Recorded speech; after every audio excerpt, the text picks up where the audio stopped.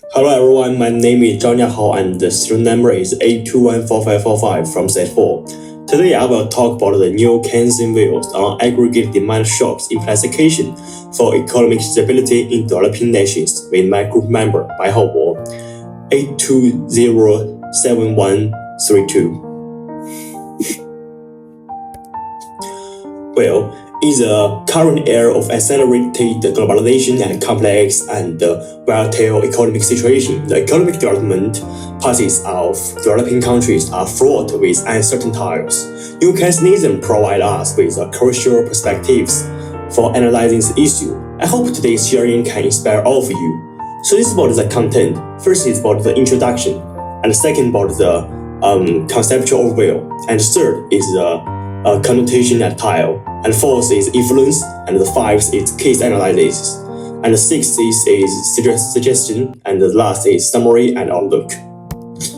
So this is about the introduction. In the context of accelerating globalization and the complex and changeable economic situation nowadays, the economic development of developing countries is facing numerous uncertainties and challenges. Factors such as the global economic fluctuation and the frequent occurrence of trade friction and the impact of public emergencies all make the economic stability of developing countries constantly under test.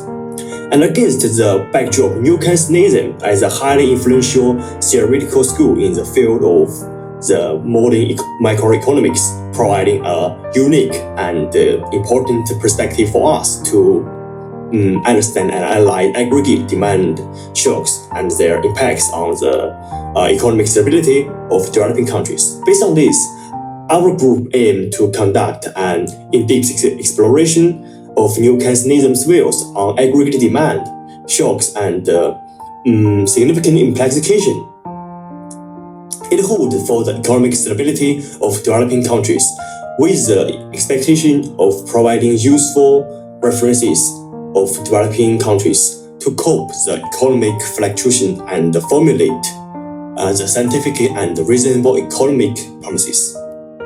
So this is about the conceptual overview. If we want to know one thing, we should know it clearly first. So first, the New Keynesianism is a school of microeconomics that emerged in the 1980s, and its core is based on inheriting and the core viewpoints of traditional Keynesianism, such as non-cleaning of the market and the necessity of government intervention, to explain the causes of economic fluctuation by introducing microeconomics foundations, making up for the effect of traditional Keynesianism lacking macro-logical support, and thus becoming an important branch of the modern microeconomics. Well, about the New Keynesianism, there's also two core parts of the concept. And first is the core assumption, breaks through the realistic setting of perfect competition. One is the price signals, and two is risk signals, and second is the market imperfections. And the second about the core viewpoint is cause of the economic fluctuation and policy proposals. From the source is aggregate demand shock. The necessity of government intervention is the most important in the New Keynesianism. Due to the signals and imperfections of the market, the invisible hand cannot automatically achieve the full employment equilibrium, and government policies can effectively mitigate economic fluctuation. Well, this is about the connotation and type. As we all know, AD equal to the consumption plus the investment plus the government expenditure plus the net export. But if we want to know fully about the formula, we should know that aggregate demand refers to the total demand for final goods and service by all sectors, such as residents, government, and the foreigner countries within an economic over a certain period of time. And the aggregate demand shock refers to a phenomenon where internal and external factors causes sudden and unexpected impacts on one or more component of aggregate demand, and thus disrupting the original equilibrium between aggregate demand and aggregate supplies, and triggering short-term fluctuation in economic output. the employment and the price level. And both the new Keynesianism time, there is also force. First is a consumption demand shock. It supposes two sides, and the positive shock is a consumption shock, and the second is the negative shock is the consumption contraction, and the second is investor demand shock. The first is positive shock, investment expansion. The negative shock is the investment contraction.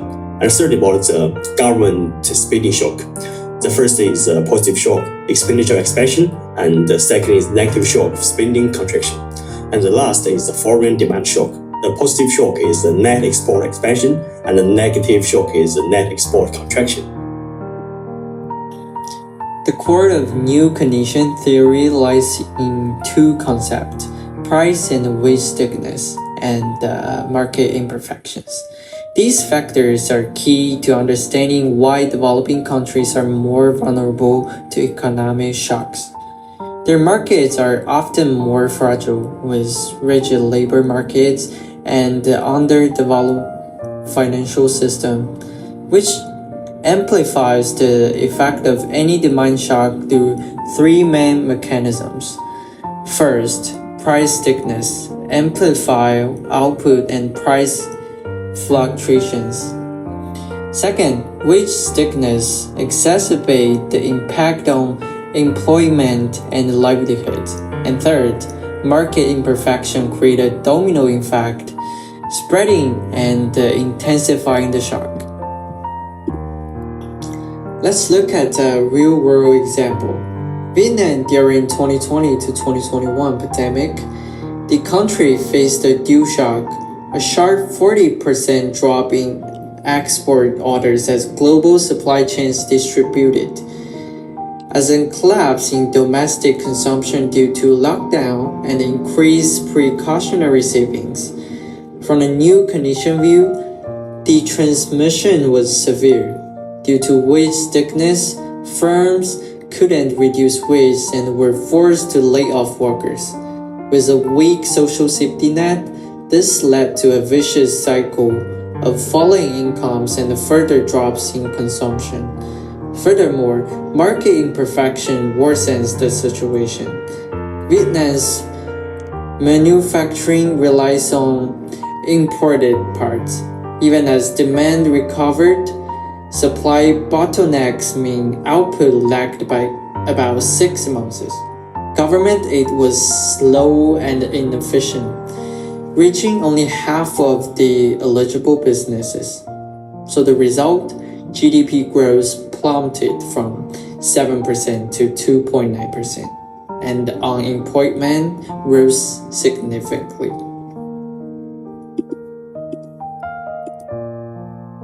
So what is the appropriate policy response? New condition theory suggests a multi-pronged approach. First, monetary policy must be flexible. Central banks should adjust interest rates counter-cyclically and provide targeted credit to ease liquidity constraints for businesses, overcoming market rigidities. Second, fiscal policy should focus on safeguarding livelihoods and filling demand gaps. This means expanding social safety nets like unemployment benefits and increasing public investment to replace missing private demand. Third, structural policies are crucial for long-term resilience. This involves diversifying supply chains, investing in worker retraining, and improving financial market regulation to repair inherent market imperfections. Finally, all strategies must follow common principles to avoid policy traps. This means ensuring policy coordination between government agencies, managing in public expectations to maintain confidence, and maintaining flexibility to avoid one-size-fits-all solutions. In summary, our core conclusions are threefold. First, the fundamental reason aggregate demand shocks are so damaging is that price stickiness and market incompleteness act to amplify fluctuations. Second, the guiding principle for policy is clear. Stabilize demand immediately after a shock, but use that stability to address long-term structural weaknesses. Finally, we must remember the unique and different challenges facing developing nations, the constant threat of overlapping internal and external risks, which requires a vigilant and agile policy approach.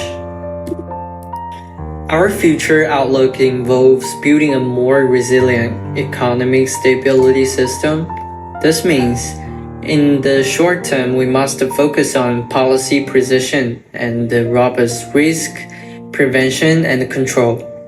For the long term, the goal is to promote a fundamental transformation over time to enhance economy's own endogenous stability. This requires a continued and deeper integration of economic theory with practical policy implementation. To conclude, the key takeaway is this: economic stability for developing countries does not come from avoiding demand shocks. These are inevitable. It comes from building the capacity to withstand them in short term and rebuild resilience in the long term. This requires a policy mix, using monetary and physical tools as a caution, while relentlessly pursuing structural reforms to strengthen economic foundations. Only this dual approach can ensure sustained growth in a complex global environment. Alright, so thank you for your attention.